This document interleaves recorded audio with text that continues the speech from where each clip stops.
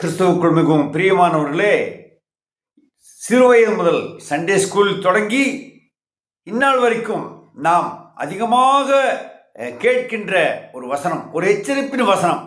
போதர்கள் அடிக்கடி பிரசங்கம் செய்கிறார்கள்.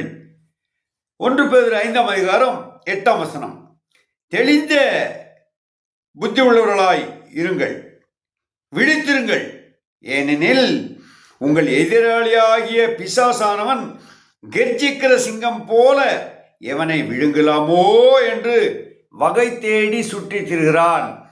எதிராளியான பிசாசு சிங்கம் போல வகை தேடி சுற்றி திரிகிறான்.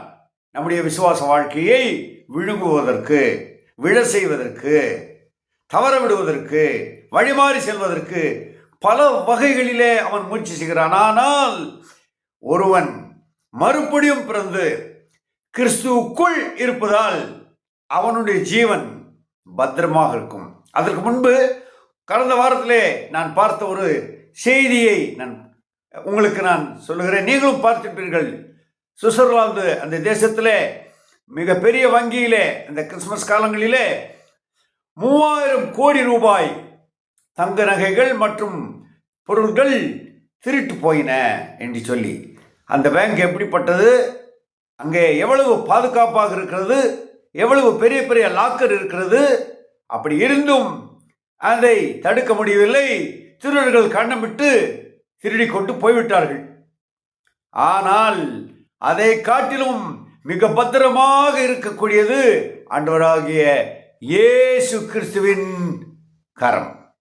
அவருக்குள் நாம் இருக்கும் பொழுது இந்த உலகத்தில் இருக்கக்கூடிய பிசாசானாலும், வகை தேடி சுற்றி திரிகிற அந்த சிங்கம் போல இருக்கிற அந்த சாத்தானானாலும் ஒன்றுமே செய்ய முடியாது. அதற்கான ஒரு வசனத்தை நான் வாசிக்கிறேன்.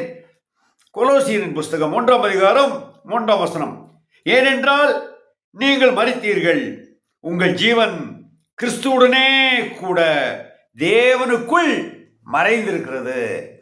கிறிஸ்துவின் கரத்தில் இருக்கும் பொழுது, கிறிஸ்து நமக்குள் இருக்கும் பொழுது, நாம் கிறிஸ்துவுக்குள் இருக்கும் பொழுது தேவனுக்குள் நம்முடைய ஜீவன் மறைந்திருக்கிறது. அது எங்கே? நம்முடைய ஜீவன் நித்திய ஜீவனுக்குள்ளாக காக்கப்பட்டிருக்கிறது.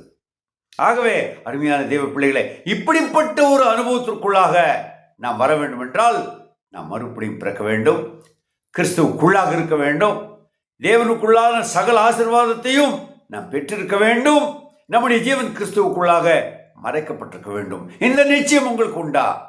இப்படி இருந்தால் இந்த உலகத்திலே எந்த சூழ்நிலையிலும் தேவன் உங்களை பாதுகாப்பாக நடத்துவார். நீங்கள் பாதுகாப்பாக இருப்பீர்கள்.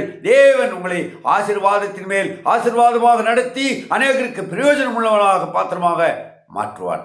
தேவன் தாமே உங்களை ஆசீர்வதிப்பாராக. நாளைய தினத்திலே புதிய செய்தியோடு நாம் காத்திருப்போம்.